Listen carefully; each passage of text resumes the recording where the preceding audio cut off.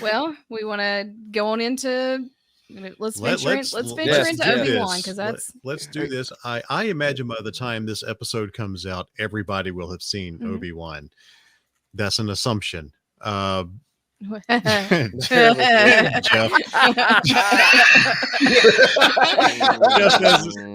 Willow, the hairless wicket. You guys are on a freaking roll, man.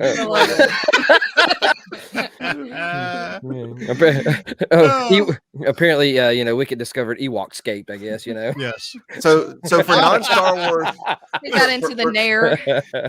For non-Star Wars content from Celebration, we get Willow and we get Metamucil Jones. So that'll be that'll be awesome. Yeah, AKA Dad. But all under the same umbrella. Yep. So, like I said, I imagine by the time, because this episode will drop on Wednesday, and Patreon members and Facebook group members, the Front Porch members they'll have this video well before then. But for our audio listeners, Wednesday it'll come out. Everybody, I naturally assume, will have seen Obi-Wan by then. We're not gonna. In my opinion, there was not a lot of stuff to spoil. We do have a couple of reservations. We're not going to assume that everybody who is with us right now live in the Facebook group has seen it. So we're going to talk about it. And the thing that I didn't think was overly spoilery, Kevin disagrees. So I'm going to let them talk more about it in that response, try to dance around that topic. Yeah. And I'll just. So, yeah, Obi-Wan Kenobi came out Disney Plus yesterday. And we finally got to see it last night after we got off work. And wow. It's a really good start. It's good to see Obi-Wan as the Butcher. Ben the Butcher. Ben the Butcher. Well, and the big thing with Obi-Wan is, Ewan McGregor's doing a really good job of showing just the PTSD he has. I mean, isn't he though, man? I mean, just the looks on his face, like the entire time, you can tell he is struggling, like just to keep it together. Yeah. Not only hide from Inquisitors and constantly not pull on the Force to calm himself or not do anything that would draw attention. Yeah, he's a broken man. Yeah, he's broken. Yeah, he's working on. If you haven't seen it, he's working as a butcher on an assembly line. It's just basically a factory job. Some kind of giant monster in the sand. They're getting all the meat out. It's a crate dragon. Yeah, they're working underneath the shadows of a crate dragon. We're going to talk about. This is nothing too spoiler or nothing, but a freaking gonk droid is their time clock. Yes. Well, that might explain crate dragons because we saw in Mandalorian, they had to battle that is crate true, dragon there. I mean, maybe just them harvesting crate dragons, they drove them to extinction or something. Yeah, we don't know. And at the end of his shift, he's cutting off a piece of meat every time and wrapping it up and putting it into his behind his apron. And Kevin, you may know this. He's feeding his EOP. Yep. Thank you. EOP. Because I watched these episodes with closed captioning on. Same here. So the captioning had that EOP. EOP. I don't know if that was the name, like the name he had given it, or is that the was species? The species. Yeah. EOPs are from Naboo. Okay. We actually saw those in the prequels. I need to go back and watch those. Also, one thing I've noticed when we're talking about this, like as the band nerds in this, you can definitely tell John Williams did the music for this rather than who else they had done everything else. Like as soon as the music started, I was like, "Oh, this feels right." I hope they continue to use him as much as possible because he's just the scores and the soundtracks are just so. Music is part of Star Wars. Just part of this, yeah. He just turned 90. Well, at the same time, Jess, I'm on the other end of that. I kind of feel like I would like for them to use other folks but also tie it into the same style. They could use the nuance of what he established, like with Rogue One. Yeah. You know, Michael Giacchino did that, and I thought that score was phenomenal. And he just pulled in the elements from what John Williams did. Well, We're never going to be able to get away from that. That's Star Wars. Yeah, exactly.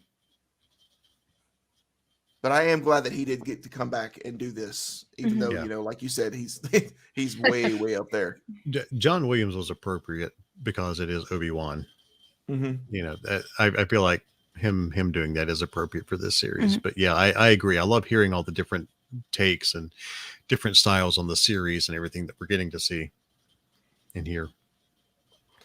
Well, we're going to have to be really careful with this because obviously we can't do a play-by-play of the, no. There are some things that we could spoil, and that aforementioned plot point that I don't feel like we need to talk about because I know that was a huge impact for me whenever I saw it, when I watched it. I do not want to spoil it for you guys. And that's going to make the second episode almost impossible to talk about. Yeah. Well, there's some things in the second episode we can talk about without talking about the main plot. Essentially the first episode is here's Obi-Wan, here's what he's been doing. Yeah. Here's the Inquisitors. Yes, the Inquisitor. Yeah. Let's talk about the Inquisitors for a second. The shot that we saw of the Grand Inquisitor, the first shot, and even the first shot that you see of him in the series, where he walks down the ramp, he looks nothing because of the sunlight. He looks nothing like the Inquisitor from Clone Wars and from Rebels. He looks nothing like him because you would expect him to look more like they looked in. We even had a live action example. I forget his name of his species. Man, I am dropping my Star Wars card big time today, guys. I forget the name of his species, but he was, they actually went to their planet, the planet of the same character that's playing the Grand Inquisitor, his species. They actually went to his planet when orders. Do you guys remember in Revenge of the Sith when Order 66 happened and Obi-Wan was on his mount, and then they shot him, and then he fell. That planet, Utapau, I think it's Utapau. That species. You remember we saw the one that had the nice lines. That's the same species as the guy that's the Grand Inquisitor, but his lines aren't as pronounced, even though they are in the animated series. But the big thing was the first time we see him is he's coming out and he's in bright sunlight, and you can't see them. But when you see him in later scenes, and it's darker, it is a lot more evident, a lot more pronounced, even if his head's still not shaped right. He's still kind of human-esque instead of being elongated like it should be. But I think that they probably saw the fan backlash on that, and they couldn't fix necessarily the lighting portion of it, but they actually addressed his makeup and maybe touched it up in some later scenes. Because he does look really good with his eyes and some of his makeup and just kind of how he has darker eyes and kind of coming down, and he looks good. Okay. Well, this is like my first really introduction to the Inquisitors, because I know they were like I said, I know they were a big part of Rebels, correct? Yes. And featured in or a part of Clone Wars as well too. So this is kind of like a first introduction to me of who these characters are.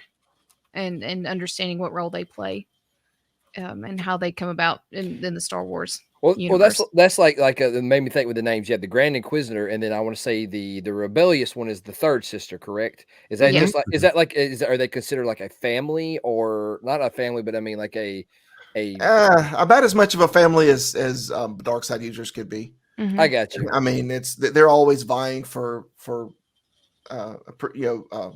commendation. Because the whole thing is to please Vader. Right. Now, like I said, I got the third. There's the third and fourth sister. Who is the other male character with the domed hat? Is he not sure what his name is? Okay, or they may have not said it. Yeah, I don't know. Yeah. I didn't want him to be like he's second brother, or He seems to be second in command though. Yeah, sixth cousin. Yeah. Twice removed. Yeah. I got they've kind of expanded that out, but I will say that the third sister, I have like a huge crush on her now. She's doing a phenomenal job of messing things up, but she's doing a phenomenal job in the series so far. Is it pronounced Reva or Reva? Reva, I think. Reva. Yeah, Reva. Yeah, she's her character is awesome. And did you guys happen to notice just how much she mirrors Anakin? Like just her focus, her impatience, everything about it, just like. Well, it was brought up, she's got that impulsive nature. She's reckless. That's what they basically, when they talk about her and the things she's doing, that's kind of how they're defining her as reckless and impulsive. Yeah. And we had that one particular moment, which I won't pinpoint it, but there's a particular moment where one of the characters in the series could potentially be caught in a particular moment in one of these episodes, and she essentially messes it up. Like it was legit about to, the character was legit about to be caught, and she pulls a switcheroo and messes it up. So we'll wait and see in a future episode how that's going to turn out. But she's very impulsive. Apparently, his name is Fifth Brother. I'm doing some IMDb. You're close. Yeah. Well, I've been reading up, about the Inquisitors, since obviously they're going to play a big role into this series. So just trying to understand the dynamic there in these characters and how they relate to each other into the universe. Yeah. The only note I took on the Inquisitors was the one scene where the Grand Inquisitor is talking to who is he talking? I think he was talking to the first person they found in the saloon. The barkeeper, yeah, the barkeep. Yes.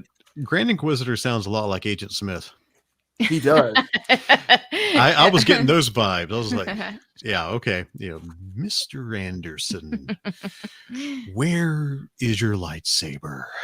Well, it's and that's a good bait and switch, because you're like, you're while you're watching this show and you're thinking, oh, they're going to try to bait out who you want to see, and then no, they don't. Yeah, and how he's just being so like, the Jedi, their compassion is their undoing. Their compassion is their weakness. They hunt themselves, and it's like I'm like, man, they got this all figured out, and they really do. Like, we will use their goodness against them to find them. Well, I mean, if they've got, Vader, Anakin, I mean, he had Jedi training. I mean, he's got the idea. I mean, that's, they're getting direct from the source. Let me just go ahead and touch on Vader really quickly. First couple episodes, you don't see him. So I like how they're holding off. Well, there's a recap at the beginning. Of the first episode that takes you back through the prequels. Order 66 happens during that flashback, during the recap. In the Book of Boba Fett, you see Grogu being there when Order 66 happens. Yeah. Obi-Wan Kenobi series takes place 10 years after the events of Revenge of the Sith. So at that point, so in Kenobi, that means Grogu's in that universe. How old's Grogu right now in this universe? Oh, well, I would say in Mando, isn't he in his 50s? Yeah, he's around 50. So he'd be like 30. Yeah. 30. I don't know how the time, like I said, we were talking about it. Probably about 25. 25, 30. Yeah. Well, he would be really young, but yeah, that scene, Brock, they very much put that in there to show us that there was a legitimate way that Grogu could have escaped. Yeah.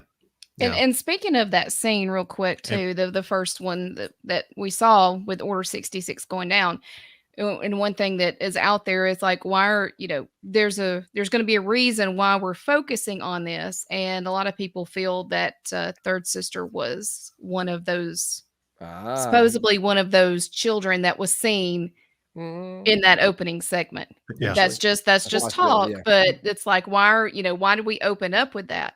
And then that's leading to, why does she have, because everybody's like, I guess the question is like, why is she feeling the way she feels towards Obi-Wan himself personally? What is it about her hatred other than just, we know that, of course, like it's mentioned, she's trying to do this to, in a sense, win favor with Vader, and he's the biggest target. But again, when like I said, that's just kind of like probably that the talk. I know what you're saying. You're thinking like she has animosity for Obi-Wan for abandoning them. Yeah. She's the one there that bit into the philosophy or whatever's being taught to them by Vader more than anybody. So she's just like taking it personally, even though she wasn't there. Yeah. Yeah. Well, and you guys know most aren't of the Inquisitors they were Jedi though, right? Or yeah, I was about to say the majority of them are fallen Jedi, right? And they even mention that in the show. Now, are all their sabers red? Yeah, I want to say. But okay, but all right. We only saw hers. Let me hit on this. Disney has changed how sabers work. Okay. Yeah. And I say, well, I'm not say Disney, but since the reboot, the canonization, they've changed it. So supposedly, all sabers can be any color they want, but the evilness, the dark side. Once you turn to the dark side, if you have a saber, it will eventually bleed red and turn red. So saber crystals actually change colors based on, I guess, whether you're a good guy or a bad guy. So bad guy, sabers are mood rings. I got you.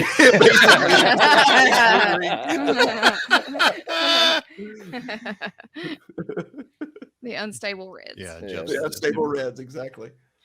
And did you notice that? I think Reva's saber. Did you notice it had a bit of an unstableness to it when it was on? Had a bit of a. I didn't kind of like which means she's using potentially a cracked crystal, like he was using. Yeah, he had a cracked crystal as well. I didn't take notice of that, but I wonder if that might be part of it. Also, like she's trying to gain favor because she's getting all the hand-me-down stuff, or you know what I mean. Well, she's not saying they treat her, like I said, they treat her less than like the other trash. Yeah. Oh, and she's very much the underdog when it comes to this, and she's very coming from events that happened that we were not going to mention because in the event that you haven't seen this, she's a very opportunistic underdog. Just like you were trained to do. This is there. Let me go a little bit into the history. There's a reason why the Sith have a rule of only 2. There are only ever 2 Sith, because when it was the time of the great Sith Empire, the Sith spent more time killing each other and one-upping each other than they did anything else. Because it's all about the ultimate ultimate power that one comes Sith with would that. get a hold of an artifact and would destroy an entire planet just to kill his competitors. He would kill himself and the entire planet. So, when the rule of 2 was decided, that's the way that the Sith has existed. And because of that, they're just as powerful as, a fleet of Jedi, a horde of Jedi. Well, it's sort of like, I guess, then there's less people to tap into it. I guess they get a more pure source of I got you.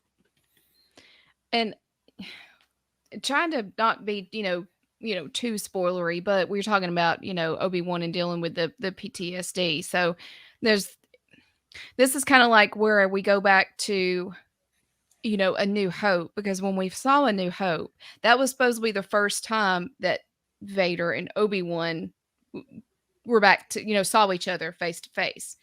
So that's like, well, we know that Hayden Christensen is involved in this. We know that Darth Vader is involved in this. So are they going to, how is this going to play into what we're bringing to the story now versus what we were presented with A New Hope, not knowing at the time that New Hope was created where we would eventually go with these storylines. Well, and that, and just a sidebar on that. That's why I brought up Grogu, for your benefit, Jess. Thank you. To give you hope that he may show up in the series at some point in a fleeting glimpse. Yeah. I think he's just going to be hit away. Honestly, I would love to see him, but at the same time, if you think about it from the perspective of this series, he's a distraction. Yeah, it would be a distraction. It would be a cool little Easter egg. But it would be as Cal Kestis. Cal Kestis would also be a distraction. Well, like I said, this is a very limited series for Obi-Wan. Yeah. So they're going to get their bang for their buck with you. And it's 6 episodes. So 6 episodes. So we're literally a third of the way through it already. Already, yeah. So they've got to get some movement. I think more than anything, we may see a meetup with Vader, and they may battle. But I think the biggest thing the reason they brought Hayden Christensen is for flashbacks. Yeah. We're going to see more of that, especially now, because look, this isn't. Well, is it a spoiler to talk about the revelation at the end of the 2nd episode? I don't think so. No, And this is kind of I was trying to tread into this too, because with Obi-Wan going into hiding like he has, and he's tried to he's not doing anything, force wise that would draw attention. So he's not been able to sense the life force, Anakin's life force. Is that because of just the suppression they that find he's him if he does? Right. Yeah. So is this just the suppression that's had to come with going into hiding, like as far as being hunted? I don't know. That's what's you saw in the second episode there was a moment there where Obi-Wan did have to use the Force, right? Yeah. And it was really hard for him to do it, because he hasn't been using the Force. And there's a reason for that, because it basically sends up a homing beacon. Yeah. When you do it, if anybody's around, then they can sense. Well, we saw that in the Mandalorian. When Grogu went to the stone, and it created that beacon, and they knew that would happen, because that way, if there was Jedi out there, they would come to, if they wanted him, they would come to find him. Maybe think, like I said, I know with him using the Force thing was but to me, the big revelation moment is when he had his John Wick moment, where he went out and got something back. Yeah, I guess it means I'm back. Right. Right. Right. Yeah. And on top of, well, like, I don't want to. I want to talk about it, but I guess it's the spoiler. So we can't, guys. Yeah, I know. I don't want to ruin it. That would be so it's a special cool. moment. Yeah. There's two moments with that, and with Obi-Wan gifting something. That was another great moment for me. Yeah. And like for me, not even being the big Star Wars nerd that I like a lot of people are, but as soon as I saw that, I knew what it was. I was like, oh, that's awesome. Yeah. So all right. Well, there's one thing that I noticed in episode 2 that I wanted to point out that I haven't seen a whole lot of people talk about. Actually, I haven't seen it at all. Oh, I wonder if that's what I'm thinking. Well, no, this is actually not even a spoiler. There's a point in there where Obi-Wan has to battle some people. He has a particular story arc going on where he's having to chase someone, and he has to stop because this person runs through these folks and makes them mad, and he has to fight them. Now, one of the thugs that he has to fight, or just the bystanders he has to fight, looks very blue. Oh. Did you guys notice that? No, I didn't. And I watched it, and I had to back it up and pause it. I think that's a chiss. Okay. If it's a chiss, are you talking about when he's going through the crowd, the people in the streets and everything? Yeah, I think that second person he battled was that he fought was just kind of like a low key chiss, and if that's the case, that's Grand Admiral Thrawn species. Well, that's like, I want to say in the also when he is earlier in the episode 2, where he's fighting some couple of thugs, is not one of them the same species that Maul is? Yes, that's a Zabrak. Okay, yes. that's what I thought. That's what I thought. I was like, I noticed the horns. Well, and you I mean, granted, you probably already know this, but you know why Maul looks the way he looks, like all dark and yeah. Those are all tattoos. Yeah, like he literally is like from head to toe tattoos. Yeah. So the Zabrak that you saw there, that's actually what Zabrak look like. The natural. That's their normal color. They come in different shades, just the same as we come in different shades. But that's what they look like normally. Also, since we're talking, do we want to talk about a specific cameo that takes place in episode 2? About a sure. Well, I mean the one. Well, no, I'm not. No, I'm not talking about needles. There's another one. Are you talking about the homeless vet? Yes, the poor veteran down on. Oh my gosh! Yeah, an actual clone. That was heartbreaking, and that was like, we've all kind of someone, you've seen that in some form of media, but like that was something you never really thought of. Everybody's always thought the clones went their own way, and then boom. To bring that into the Star Wars universe like that. And then, of course, I mean, do we want to tell who was featured? I mean, of course. I mean, if we've already said clones, and this time, if there's a clone, you know who it is. Yeah. It's Tamara Morrison, guys. Come on. He's back. He's going to be every clone that everyone needs for everyone in the Star Wars universe right now. But that goes to show you that it doesn't seem like either the Empire is overextended at this point, which we pretty much know they are, or they're just not actively hunting down clones. Because my understanding always was, and granted this was Legends, was that the last of the clones were in the 501st. Yeah. The 501st was Vader's fist, was Vader's army. It was Vader's legion. So as they died off, they got eventually replaced by the best of the normal conscripts that they would train and put in. So Vader still had the best troops of any of them. But just to see this one just kind of hanging out, and then the bucket that he was holding up was actually like old clone trooper armor. Yeah. It's like, it just goes to show you that the Empire just got to the point now to where they're not even trying to hunt him down anymore. They just don't care. Yeah. He's just there. He's got a long beard. It's all grown out. And it's just like, wow. Were the clones supposed to have like a normal life expectancy, or were they supposed to live for so long? I've always wondered. They're only supposed to live for so long. Yeah. That's what I thought. Okay, so at least we know at least 10 so years. He is after. very old. I was gonna say old. Yeah, exactly. And when I say very old, he could have just been part of the last batch that was created. So he's at least 10 years old. He's only 10, 15 years old, maybe. Yeah. So, and this is something I wanted to ask you, Kevin. Sure. Where this veteran is found is in a city. Did this city? The city reminded me of. Oh, I can't remember if it was in the Old Republic video game or Knights of the Old Republic, but it did remind me of Old Republic. That's where I was thinking. Oh my God, thank you. Like playing Old Republic. Oh my God. So was it Old Republic or Knights of the Old Republic? Either one, because they were both designed the same. Yeah. But I'm thinking Old Republic, like playing the MMO. Like going through some of those cities. It felt like that. It did. Because I remember running through some of those levels, and as soon as the city showed up, I'm like, that's straight out of those video games. It has a lot of that cyberpunk aesthetic, kind of. Yeah.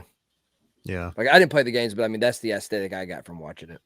Yeah. And then we got the episode 2. We got us a Star Wars or a Jedi scammer.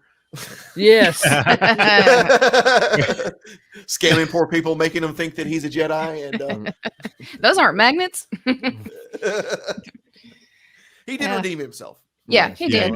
He did. Good for him. Really cool. Yeah. Good redemption. And when you guys watch it, if you haven't seen it already, when you watch it, it's a very popular actor that plays him. That's really cool. That's where I did the whole. It's that guy. Yeah, go ahead, Jess. Except for the Eternals, so that's all I'll say about that. Let's not talk about that. Yeah. It's like, oh, look, he was in the Eternals. He brought that back up. Who saw Eternals? He got his redemption arc twice, not only for what he did in Obi-Wan, but coming through out of the Eternals. Yeah. You went from something bad into something good. That's right. Well, maybe we talked to one cameo since we kind of teased it the other way. Do we want to talk about the other person who's now part of Star Wars? Yes. You mean Douglas? Needles? Mr. Flea. Yeah, I know, right? Wow. Yeah, Bo starts posting all over Facebook yesterday pictures of Needles Flea from Back to the Future 2, and I'm like, what are you doing? And then you get home, it's like, oh.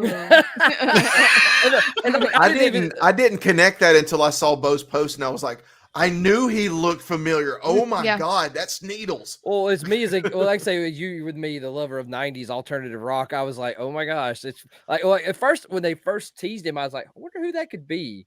Do that comment, Rock. We can talk about the droid, just not who it's connected to. Mm-hmm. I've only seen that comment up there and pull it up. I've only seen batteries not included once. Yeah, that was a long time ago. I thought. That's the first thing I thought. I was like, batteries not included. Especially when they smashed him and he broke open, and I was like, oh, this is really like batteries not included. It even looks like the inside. Well, like my geek nerd brain, of course, the droid's name is Lola. Of course, my geek nerd brain went to, oh, it's Lola. And remember, Weird Al did a parody of Lola as Yoda. So that's where my nerd brain went. You know what? Oh, I don't know if that's intentional or not, but you never know. Yeah. I didn't think about that till you brought it up. There are so many in jokes. And Weird Al is, I want to say Lola is this droid like number, like it's something L0LA or something. But I mean, still, and that's another thing they did reveal at Celebrations was that droid is going to be available. Yeah, that's really cool. Gonna have to get that. Yeah, really? I missed that. Yeah, I might have to buy that one too. It's a good cute character. Put it on the stand and it'll move around and makes noises and cute. It's really cool. Okay. Yeah, we're gonna have to get Lola. Oh, that's nice. I like that. And for anybody who hasn't seen the episode yet, when you see it and you see the character that this particular droid is connected to, and then you see the interaction, you'll understand why they're making it something we can have. Yeah, for sure. It's not just a cash grab. It's something that people are legitimately going to love. I think. Yeah, it's like BD1 for me. Yeah. Yes. Like, so there's a lot of good character. One of the big things we're dodging. There's two character dynamics I really want to talk about, but I don't want to spoil it big just because I like the interaction between these two characters. So that'll be something we'll talk next time. We feel so strongly about not spoiling this because they kept this pretty tight under wraps that it was a surprise for everyone. Yeah. So we're giving the opportunity, if if your life is busy and you're trying to get caught up on stuff and you haven't seen it yet, don't want to really give this away right now. This spoiling this to me would be like spoiling the end of the first episode of Mandalorian. True. Yeah. To me, it is of that level. You don't want to do that because when this particular story point gets introduced and you see it, it just grabs your heart. Oh, like, definitely. not a special, It's a special moment. Way. It makes you just go like, oh my gosh, we're going into that too. Yeah. Oh wow! And then it just continues from there. I mean, we could just keep going on in bits and dissecting this, but I think we've hit some good highlights on this. Yeah, I think we've covered it well, and we didn't give away the major plot point. Yeah. I'm just, again, I'll just, say that I'm very excited about this series. I knew I would be. And it's just giving more, just kind of like with The Mandalorian brought that love back of the original trilogy for me. Cause I'm a loyal, I love the original trilogy over everything that's come out. And I mean, I'm not saying that I don't appreciate all the movies that have come, but my heart lies with the original, and with The Mandalorian coming out, that kind of reignited that love. And I feel like this is doing the same for me. Why are y'all laughing at me? We're not laughing at you. Okay, I thought you're Jeff. So how quickly do we go from Ewan McGregor to Alec Guinness? Yeah.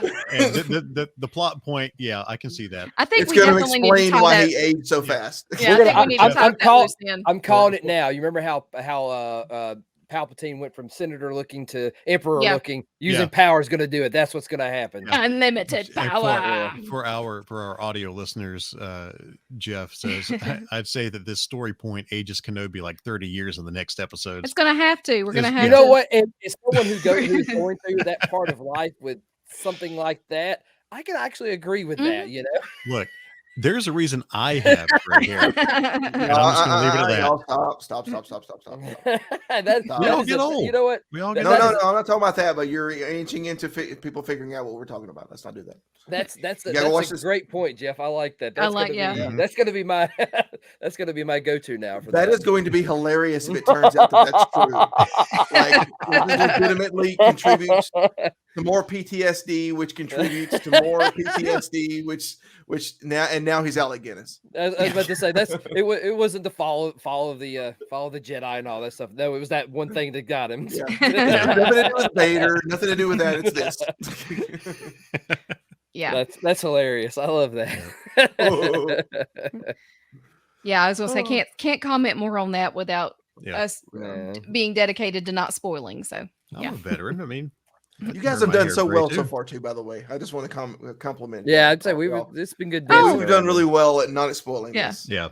So I think it's time to wrap it up. So we don't. Yeah. We can really close. Oh. Yeah. Jeff also said it's Owen and Baru on the other side. Yeah. It's in the trailers. No secret. You see Owen. The same guy that played him. Oh, speaking of which, Owen MVP and then something in there, man. Yeah. Right? Yeah. Well, I mean, Joel Edgerton is like A-lister now. He's A-lister material. So they're gonna put him out front for sure. Mm-hmm. Yeah. And it's, again, like I said, we never in 1977 had no idea that this is the point in life that, here in 2022, that this is where we would be at with everything that's come out since then. So yeah. Thankful that the story's been able to continue. Thankful that Disney is putting their resources in them. Not thankful really for the sequels, the sequel trilogy, but for everything they're doing. For everything they're doing with the television side, they learned their lesson. It was an expensive lesson, but they learned it. Yeah, yeah. Disney's redeeming themselves with these series. They really are.